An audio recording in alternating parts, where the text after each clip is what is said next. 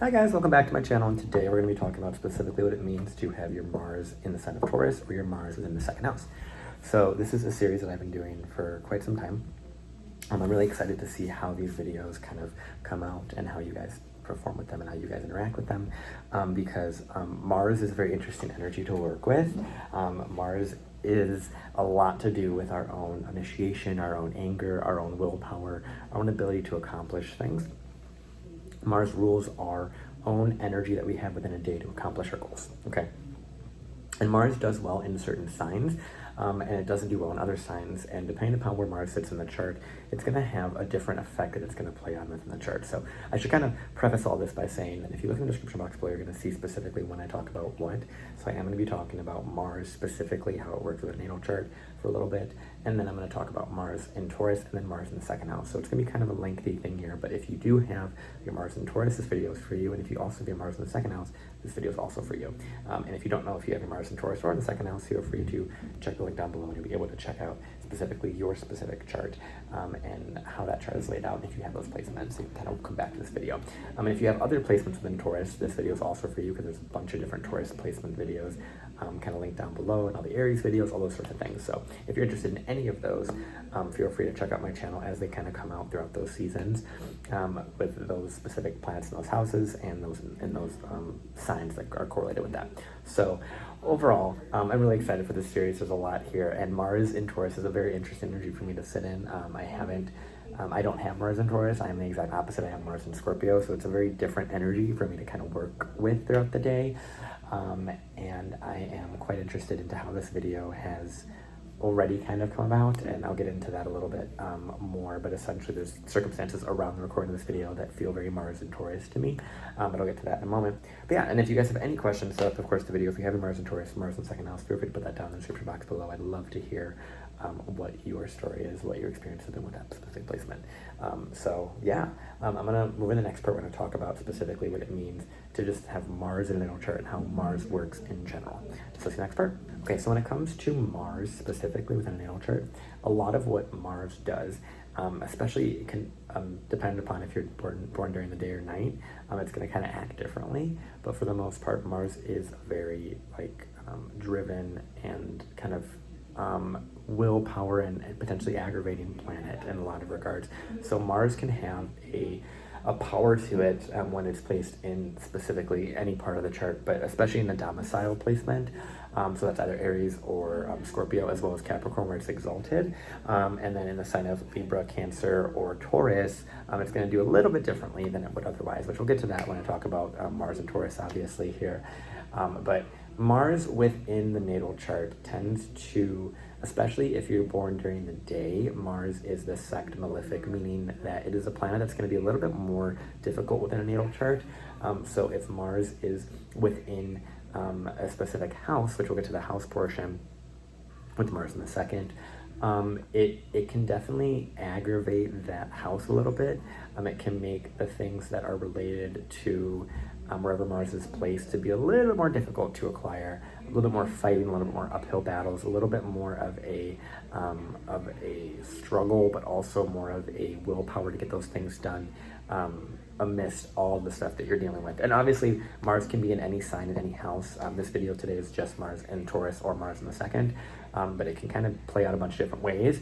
And so I really urge you to look specifically about where Mars where Mars is at in your own natal chart, to kind of understand more about specifically how your Mars is playing out. And the thing is too, with Mars placements, it's really important to understand that a lot of your energy is going towards that thing. A lot of your focus within your chart is going towards that sign and that house relative to wherever Mars is placed. And also Mars aspects are going to play a big deal. So if Mars is aspected in a way that is making it a little bit easier to kind of work with or making it more supportive, then it's going to make it a lot easier, obviously, to navigate those difficulties and go up and get a lot of things done and work towards what you need to work on with your own willpower.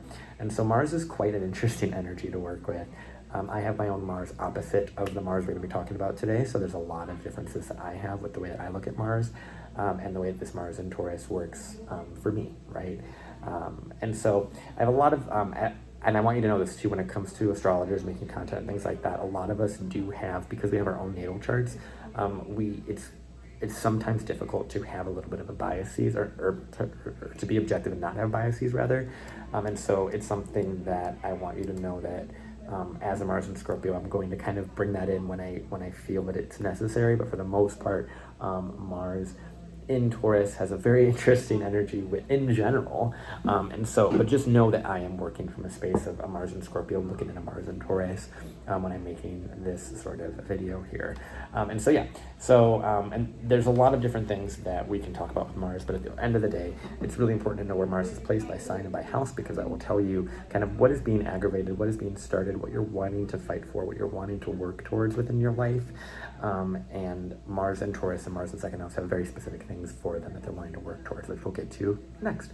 So see the next part, we talk about Mars in Taurus. Okay, so we have Mars in Taurus, and the way that Mars works in Taurus is very different than Mars in other signs, and that is because Mars is in a Venus-ruled sign. Mars is forced to kind of work in a more softer, approachable way. So it's like putting the fighter in a clean garden, if you will, or in a space that needs to be really secure and really, really safe. And Mars is like, no, I want to rip this up, right? And so when we put Mars in a space that is very fragile, think of quite literally like the bull in the china house or the fine china place, right? That kind of analogy. That's very quite literally like a Mars in Taurus, where there's this kind of like drive to do a lot of things, but and to get stuff done, but it also can kind of ruin or detract or destroy certain valuable things that you may have. It really is a placement that I find has a lot of, and I obviously have the other side of Mars, so I'm a very different person when it comes to Martian things, and Mars and I are we've been very intimate, and we've learned our relationship with one another, and I've learned my lesson with Mars quite deeply. And at the time of recording this, I'm actually getting a Mars tattoo in about a week or so, just to commemorate that relationship that I have built with my own Mars placement. But Mars in Taurus, I've had a few instances with interacting with Mars and Taurus as individuals, which have been a little bit more difficult because of the nature of Mars being wanting to fight, wanting to do things, wanting to get stuff done, wanting to go after its goals, wanting to be the one that accomplishes and gets things done and is so efficient, right?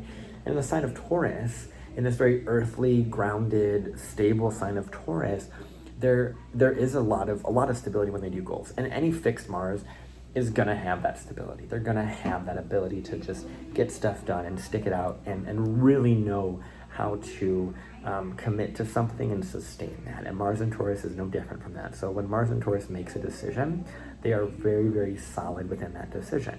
However, when it comes to Mars in Taurus, thinking about the other side of the coin and other people, right?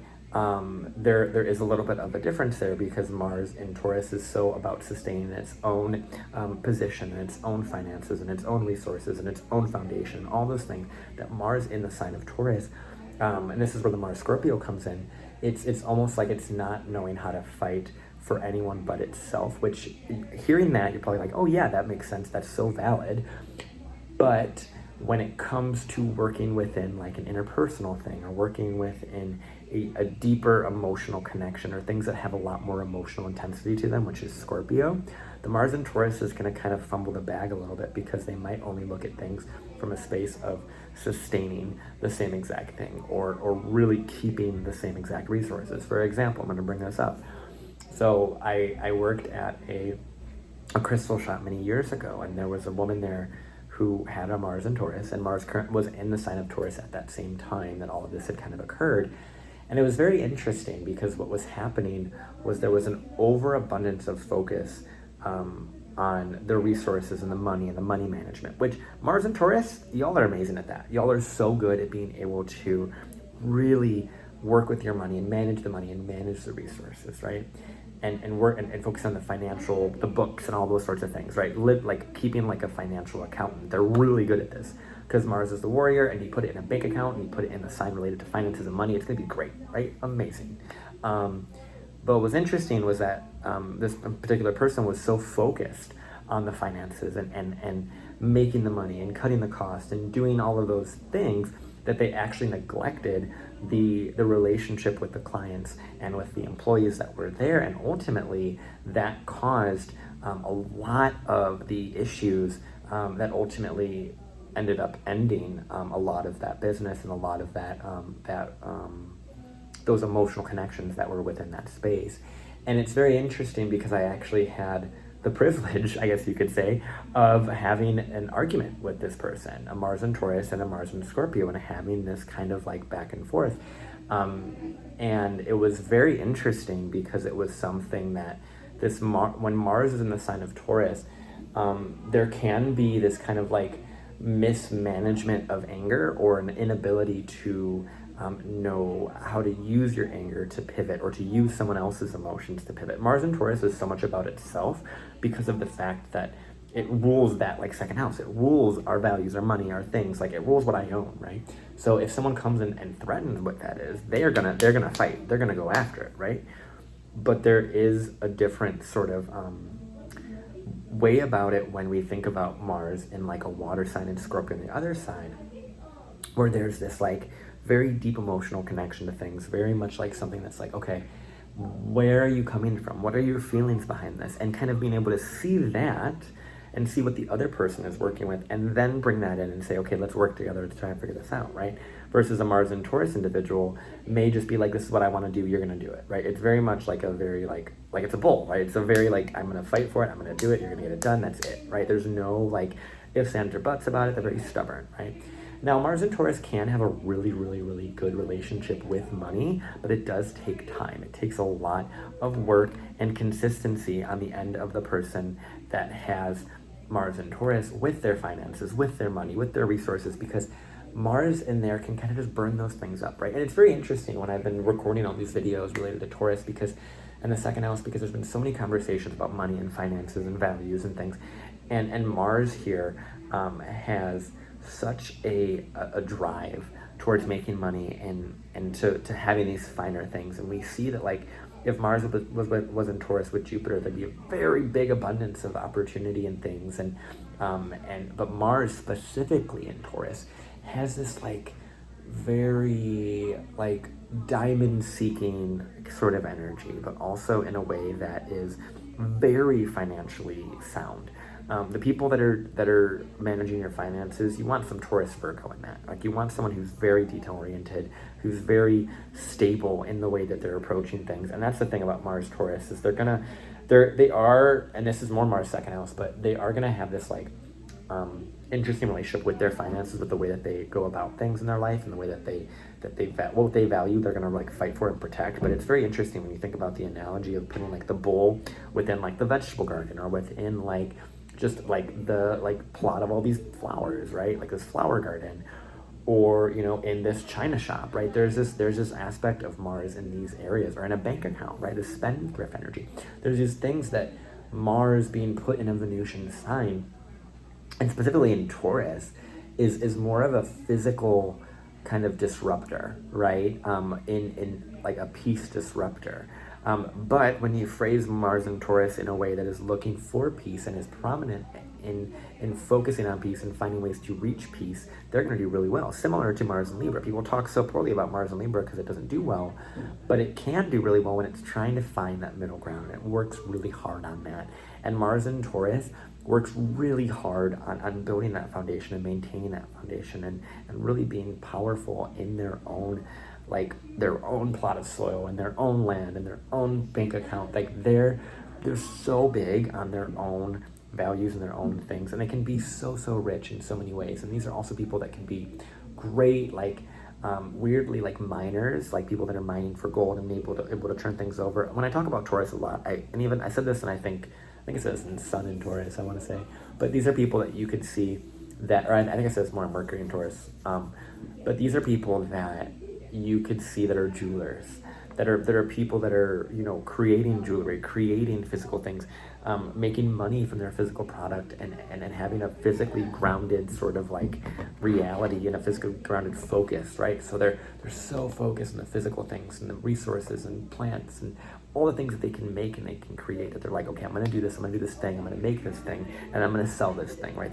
They're the ones that can also like flip a lot of things. Like I see this if we have like a Mars Saturn aspect with Mars and Taurus, there can be this, and a supportive one too, there can be this kind of like thrifting energy, right? Thrift, and I should talk, this is more Saturn and Taurus specifically, but there is this like thrifting or kind of like selling something or making something into money, because they're so focused upon money and so focused upon value, and they're focused upon creating beauty. And that's the thing that I think people don't talk about with Mars in Taurus or Libra, is they are so focused on creating something that is beautiful out of their actions, whether it's with their own things they own when it comes to specifically Taurus, or if it's the relationships that they're in. They're so focused on that, like overly focused on that, to a point that it can almost be detrimental to the others around them. But if they maintain that focus on their finances, maintain that focus on their value and their beauty and their money and their resources, and creating and sustaining that beauty as opposed to destroying it,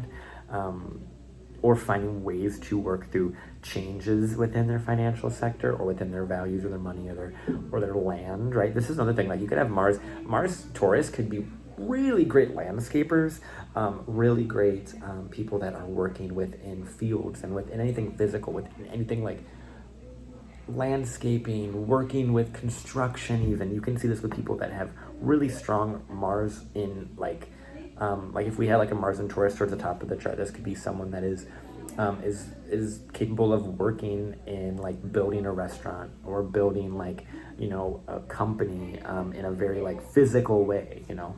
But Mars Taurus can have a lot of physical focus upon their goals and upon what they're doing. And so it's really important for the Mars Taurus people to have a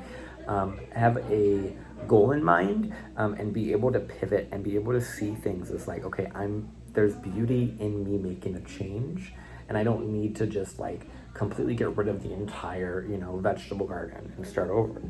I don't need to, like, I can let go of these things. That's another thing too. Mars Taurus can have a hoarding aspect to it. I see this more with Mars in the second than Mars in Taurus, but Mars in any fixed sign can have this hoarding aspect. But Mars Taurus, I think, has a propensity to being more physically focused on holding their ground and those sorts of things. It also is interesting too, because I said I was going to bring this up in the beginning, but part of the reason why it's so interesting to me when I do these videos is because I get more intimately connected with the energy as I'm kind of channeling it throughout these videos here. And Mars in Taurus is a very sensitive Mars placement, and it's very interesting. So I'm in this library here, right? And I don't know if you can really hear, but there's these rooms beside me that are these other people working within their own projects. And it was very loud and very sensory overwhelming to me. And it was something that I'm not one typically to like be like, no, I'm dipping out, I'm leaving, right? But it was something that I was so overstimulated by noises and just sensory things that there was almost this part of me that was like, no, I'm leaving, like this is not comfortable enough. Like that was kind of what I was sensing. Like it was almost like I was in this space and I was like, okay, I need to do this Mars and Taurus video, but I'm sitting here and I'm like, I don't feel comfortable because there's so much going on around me that I don't feel like I can ground and I can sit and kind of root myself like a Mars and Taurus really wants to. And it's something that can be it can almost feel like it needs to force itself through something in an uncomfortable way. And it's really interesting sitting in this Mars Taurus space because I obviously don't have Mars Taurus.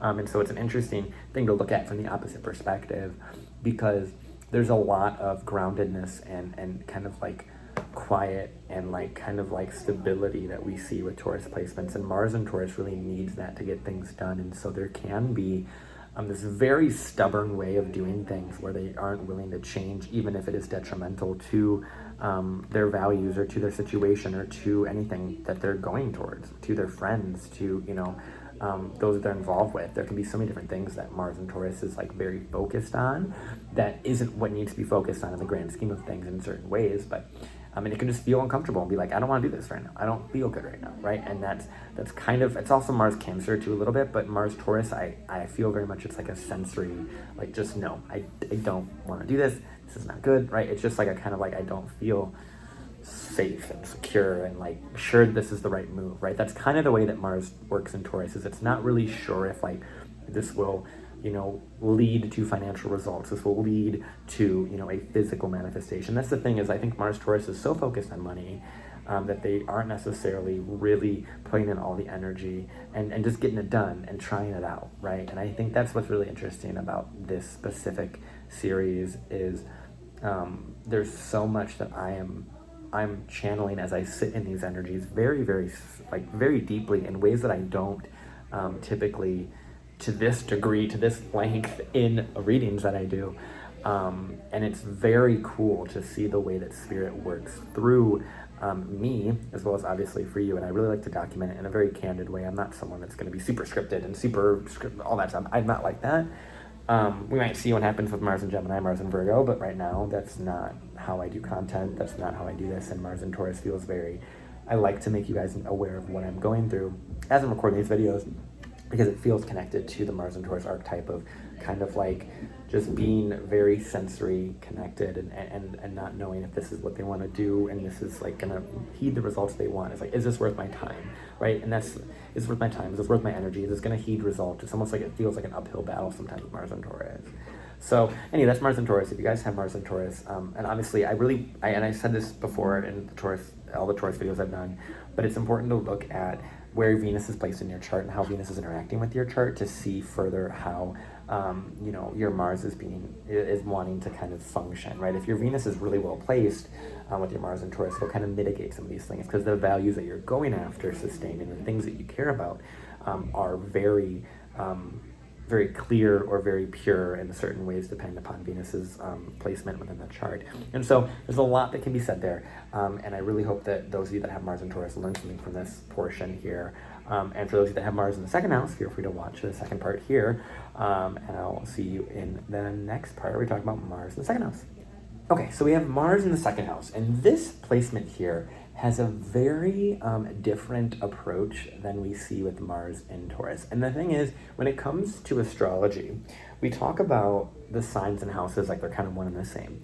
And when it comes to more of the malefic planets, when it comes to Mars and Saturn, there's a very different way that Mars works within a house than it does within a sign, right? Because Mars can be exalted in Capricorn in the second house, and it's going to work entirely differently than it would in, Taurus or Libra or Cancer, right? And that's why dignity is important, but also in addition to that, Mars in the second house can have an entirely different aspect to it going on that's really supporting it in a way that we haven't really experienced before. We haven't really kind of gone through within this reading here and really kind of teased out, right? Because there's so many different layers to this, and I think your Mars placement can be such a big gift for you, and it is one of the malefic planets and one of the difficult planets that is kind of like an uphill battle, and so it is important to know where Mars sits in the chart, much like Saturn, and being aware of those difficulties and uphill things that you're going to be dealing with. But I really urge you, if you have Mars in the second house, to look at the whole picture of what Mars is doing in that second house and what Mars really wants. Because overall, when we have Mars in the second house, this is someone who really wants value, who really wants money, who really wants to understand their worth. And there's a really deep desire for their worth to be linked to their will and what they're accomplishing. Like, that's what Mars in the second house does. It's a very deep, like, drive to build something, to have finances, to have this financial kind of stability, to build something in a way that is foundational, in a way that is powerful, in a way that is so, so like driven towards, sorry, I'm getting very distracted and overstimulated by the people that are just around me that are so loud within a library, because I don't think you would ever want to be loud in the library, but anyway. So Mars in the second house, it can also have this quality of it where it has a really, this is the one that you see more with spendthrifts and the financial and physical kind of like fighters, right? These are the ones that manage finances. These are the people that manage the finances for a household, or that become the ones that utilize, get the estate, right? Because the estate also is second house, right? When you think about an estate, it's second house, It's also his 4th house, but that's why Taurus and Cancer work really well together. And I've brought up Taurus and Cancer quite a lot in this series, just because of the overlap that a lot of them have because of the moon being exalted in Taurus. And so there's a lot of like really nice sensitivities between these two things. And we see that with Mars in the 2nd, there can be this almost fighting for maintaining an estate, building that crop, protecting of your land. So these could be great real estate investors, great people that are wanting to build something and sustain something and work on something and have a very powerful foundation that they've built and family they've built and all these things. They really want to have a powerful moat, kind of, in a way, and kind of like create a house and a life that they're like, I've built this is my thing and I'm going to keep it protected, right? These are people that can be so attached to their physical things and their way of doing things that when there's something that comes and let's say it decays, right? So there's some things that are very interesting about Mars in 2nd house. Mars in Taurus can also be this, but this is more Mars 2nd, where it's almost like there's this Mars in the 2nd wants to just sustain something, sustain an estate, and sustain a car, right? And we should talk about this more with Taurus and Scorpio, but the kind of like dichotomy between those, because when you sustain something for so long and you keep it there and you keep it running, if you don't maintain it in a way that is, taking care of the foundation deeper, right? If it's, a garden, giving it fertilizer, taking care of it in certain ways and understanding that seasons happen, if there's, things that are decaying or things that are rotting within a system, which is very Scorpio. The Mars 2nd house person, there's almost like I'm going to keep this car, and then if something were to die on it, or if there were to be like an issue within a car or an issue that needs to be dealt with, there's almost like these are the people that would, and this is common because like our economy, but these are the people that like would have a car issue and like they don't have a window, right? And there's just like a plastic bag over their window, or there's, it's something that is not super bad, but they're like, I'm going to take care of my comforts, right? I'm going to take care of my comforts and I'll deal with that later and I'll pay that later, right? There's this very different way that Mars in the 2nd house sustains things, because it needs to, it's trying to do it from the most financially responsible and financially stable way. And Mars in the 2nd can have a very different way of sustaining things, where it almost sustains it so much that when crisis comes and emergency comes and difficulties come, they aren't able to sustain their own thing, because like I'm just going to stick with that. I'm going to stick with what I did. I'm going to stick with what I've worked on, and I'm going to keep it that way, and that's it. And no matter what happens, nothing's going to change their mind, right? But when it comes to Mars in the 2nd, there is this, like I said, there's this very interesting spending energy. There's very interesting financial kind of like burning a hole in your wallet type of thing. Whenever you get money, like I'm going to spend it, I'm going to get rid of it, whatever. And so there is this energy there that has a lot of prominence with Mars in the 2nd. It can also make you a very great financial leader too, because Mars does rule leadership. Mars rules. It can also make you really good with working with males or making money with males. I don't know if I said this with the moon in the 2nd, but making money through females is very lunar, and Venus in the 2nd, but Mars in the 2nd can make a lot of money through masculine pursuits. So think of, working with physical labor, working in a way that is, physically, physically exhausting, right? If we have like a Mars and Scorpio in the 2nd house, there can be like a very very psychologically exhausting person, like people that put their minds and their wills to like the absolute depth, right? These are like depth psychologists that spend hours and hours and hours and hours doing something that's really deep for money. And Mars in the 2nd in general wants to do things for money. They're very active with their money. So these are people that will spend a lot of time going after things that net money, that bring money. And so we see that these could be athletes. Really great athletes can have like a really nice Mars in the 2nd. People that are bosses, entrepreneurs too. There's this fighting for like your own finances that comes with this. There's this physical kind of quality to Mars in the second house of I need to make money through a physical means. I need to sustain myself through a physical means. I need to fight for my money. I need to fight for my values. And that's the thing with Mars in the second. It's wanting to understand what its values are, what it's fighting for, right? There's this thing, I don't know why that Mulan song's coming up, like the girl worth fighting for, but it's very much that in a way of like having the value be, that's more like Mars Libra, but it's a very Mars Venus thing where it's like fighting for something, fighting for someone, fighting for protecting of someone, protecting of the family, protecting of the estate. And so I think that it's important to see like how Mars can play out. When we think about Mars in like Aquarius, for example, in the second house, these are people that would make amazing strides in like sustainability, or strides in like policy, or, you know, online work too with Mars in the second house in Aquarius. If we have like, you know, Mars in Capricorn in the second, this is where Mars can do quite well. So these could be more of the financial advisors, the leaders, in a lot of ways. Mars in Aries has the same sort of quality, but a little bit differently. This is more of the fighter, more of the, you know, the bodybuilder, the one that is creating a lifestyle around fitness and physical volume, right? Kind of one that has like a very active lifestyle, and that active lifestyle allows them to make more money.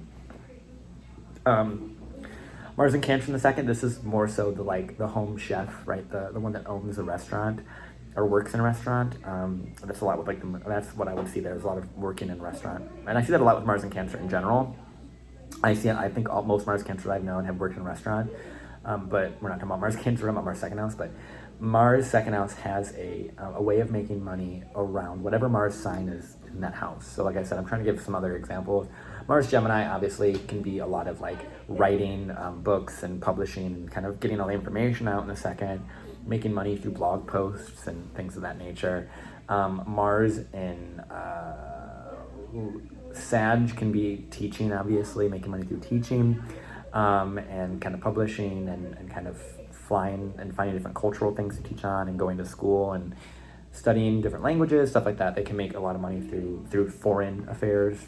Same with Mars and Pisces. Mars and Pisces do that too, but Mars and Pisces is more artistic, has a more artistic quality to it, a more beautiful quality to it than Mars would in like Sag and things like that. And that's the thing I think too, it's interesting to think about if we put, you know, if we kind of do this overlap between Mars and Taurus, Mars and Libra, and Mars and Pisces, which are, you know, Mars in the sign of Venus and Taurus, the other Venus sign is Libra, and then we have, you know, where Venus is exalted in Pisces, and we think about the way that these kind of all work together, and because they're all this like artistic quality, you can see it with all three of those in the second house. You can see making money through art, making money through anything that is beautiful, jewelry, you know, music, singing, law, with that's more Mars specific than Libra, obviously, but you know, making a lot of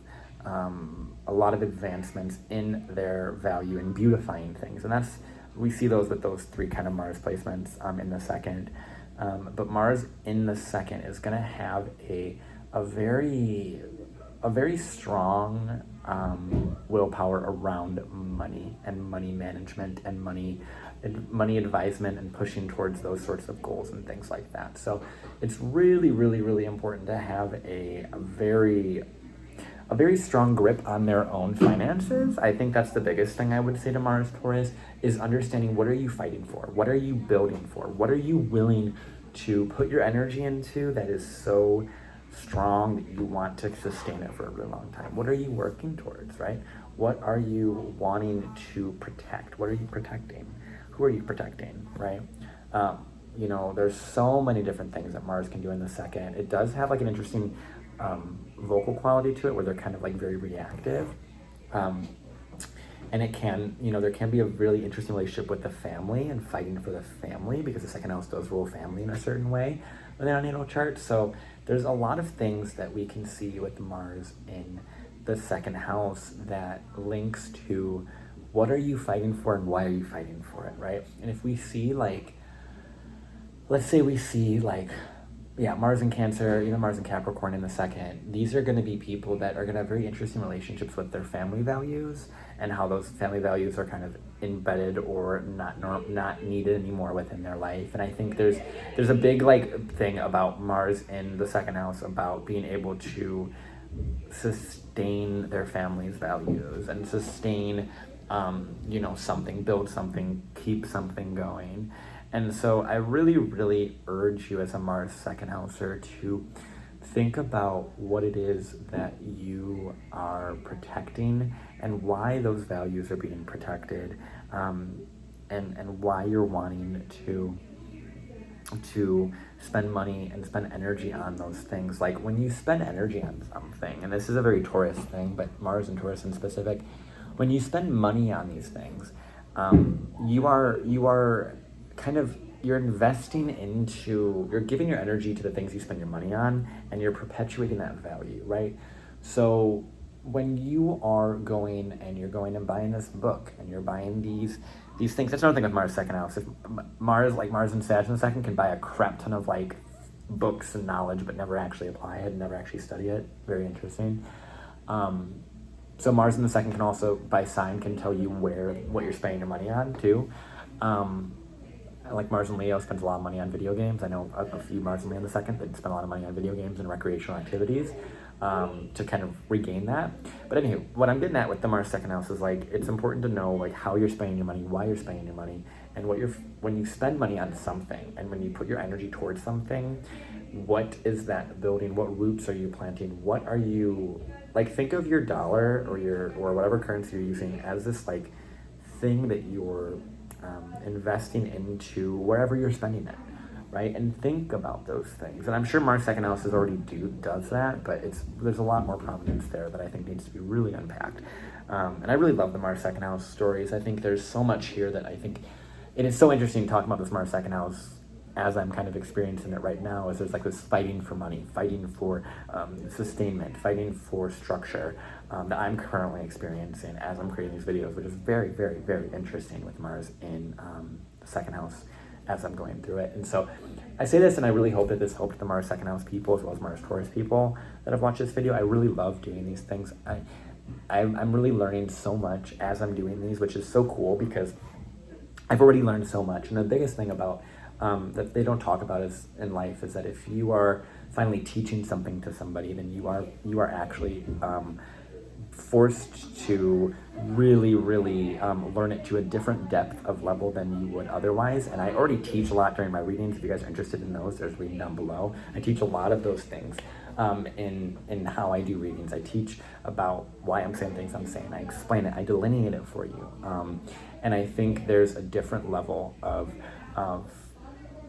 things that I like to experience when it comes to astrology, and this is one of them. It's very different to have this experience and live the astrology as I'm building this series, and it's taken me a long time to get to where I'm at, but I am definitely excited to see where this series goes, and what value it's able to provide, and what seeds I am planting at this current time that will be fruitful whenever they end up doing and whenever they end up becoming.